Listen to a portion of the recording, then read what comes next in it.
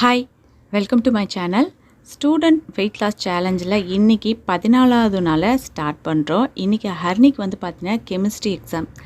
அதனால் chemistry exam முடிஞ்சதுக்கப்புறமா இன்னும் 2 டேஸ் கழிச்சு ஜுவாலஜி எக்ஸாம் வருது. எக்ஸாம் முடிஞ்சிட்ட பிறகு ஸ்பெஷல் கிளாஸ் இருக்குது, எல்லோரும் ஈவினிங் வரைக்கும் இருக்கணும் அப்படின்னு சொல்லிட்டாங்க. ஹரிணி காலையிலே 3 மணிக்கு எழுந்து படிக்க ஆரம்பிச்சிட்டாங்க. அதனால் காலையிலேயே கொக்கோ மில்க் போட்டு கொடுத்துட்டேன். காலையில் டிஃபன் வந்து பார்த்திங்கன்னா சப்பாத்தியும் வெஜிடபிள் குருமாவும் பண்ணேன். எங்கள் வீட்டில் சப்பாத்தி செஞ்சோம் அப்படின்னா 3 வேளையும் சப்பாத்தி சாப்பிட்றதா இருந்தால் பசங்களாகட்டும் என் ஹஸ்பண்ட் ஆகட்டும் விரும்பி சாப்பிடுவாங்க. அதனால் மார்னிங் சப்பாத்திக்கு வந்து பார்த்திங்கன்னா வெஜிடபிள் குருமா பண்ணியிருக்கேன். அதை தான் மார்னிங் அவங்க எடுத்துக்கிட்டாங்க. மதியம் லஞ்சுக்கும் 2 சப்பாத்தி குருமா தான் வச்சு அனுப்பிச்சிருக்கேன். ஈவினிங் வந்து பார்த்திங்கன்னா ஒரு 4 மணிக்கு வீட்டுக்கு வந்தாங்க. வீட்டுக்கு வந்த உடனே கொஞ்சம் ஃப்ரூட்ஸ் கொடுத்தேன், அதை சாப்பிட்டாங்க. அதை விட்டால் நைட்டும் சப்பாத்தியும் நான் எடுத்துக்கிறேன் அப்படின்னு சொல்லிட்டு நைட்டு சப்பாத்தி எடுத்துட்டாங்க. அதுக்கு மட்டும் அந்த சைட் டிஷ் வேறு செஞ்சு கொடுத்துட்டேன்.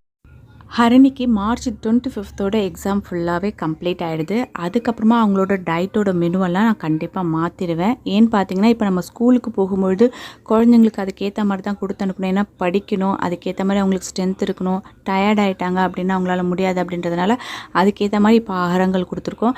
ஆனால் என்ன ஆகாரம் நான் கொடுத்தாலும் ஜங்க் ஃபுட் வந்து நான் அதில் சேர்க்கல. வெளியே இருக்க ஃபுட்டையும் நான் சேர்க்காம தான் நான் ஆகாரங்கள் கொடுத்துட்டு வரேன்.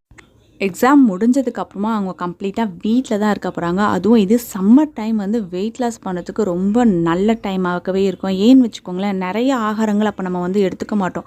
சாதாரணமாக சம்மர் டைம்லலாம் வந்து பார்த்திங்கன்னா லிக்விடாக எதாவது குடித்தா நல்லாயிருக்கும் தான் தோணுமே தவிர்த்து மற்றபடி சாப்பாடு சாப்பிட்றது அவ்வளோவா விரும்ப மாட்டாங்க. அது மாதிரி சமயங்களில் நம்ம இது மாதிரி பசங்களுக்கு டயட் நம்ம கண்ட்ரோல் கொண்டு வந்துடலாம். முக்கியமாக மோர், அதே மாதிரி எலுமிச்சை சாறு, இளநீர் இதெல்லாம் நம்ம லிக்விடாக கொடுத்து பசங்களுக்கு வெயிட் லாஸ் பண்ணுறதுக்கு கொஞ்சம் உதவியாக இருக்கும். அது எப்படி பண்ணுறது அப்படின்றத நெக்ஸ்ட் வீக்லேருந்து நம்ம கண்டினியூவாக பார்த்துட்டு வரலாம். இன்றைக்கி ஹர்னியோட டயட் சார்ட்டில் வந்து பார்த்திங்கன்னா வெறும் சப்பாத்தி மட்டும்தான். மார்னிங்கும் சரி லஞ்சுக்கும் சரி நைட்டு டின்னருக்கும் சப்பாத்தி தான் எடுத்துக்கிட்டாங்க. சப்பாத்திக்கு வந்து பார்த்திங்கன்னா மார்னிங் வந்து குருமா, மதியமும் குருமா தான் எடுத்துக்கிட்டாங்க. ஈவினிங் மட்டும்தான் தக்காளி தொக்கு மாதிரி அவங்களுக்கு பண்ணி கொடுத்துருக்கேன். ஒரு வேளைக்கு 2 சப்பாத்தி அப்படின்ற மாதிரி அவங்க எடுத்திருக்காங்க. நைட்டு வந்து வேறு எதுவும் இது பண்ணலை, போய் தூங்கிட்டாங்க. இன்னொரு அவங்களோட டயட் முடிஞ்சிருச்சு. நாளைக்கு அவங்களோட டயட் என்ன அப்படின்றத நாளைய வீடியோவில் பார்ப்போம். இந்த வீடியோ உங்களுக்கு பிடிச்சிருந்தது அப்படின்னா ஒரு லைக் பண்ணுங்கள், உங்கள் ஃப்ரெண்ட்ஸோட ஷேர் பண்ணுங்கள். இது வரைக்கும் நீங்கள் சப்ஸ்கிரைப் பண்ணாமல் பார்க்கக்கூடிய விவசாயத்தை தான் சப்ஸ்கிரைப் பண்ணி பக்கத்தில் அந்த பெல் ஐக்கானை கிளிக் பண்ணிங்கன்னா ஃப்யூச்சரில் நாங்கள் போடக்கூடிய எல்லா வீடியோஸோட நோட்டிஃபிகேஷனும் உங்களுக்கு உடனே கிடைக்கும். தேங்க்யூ.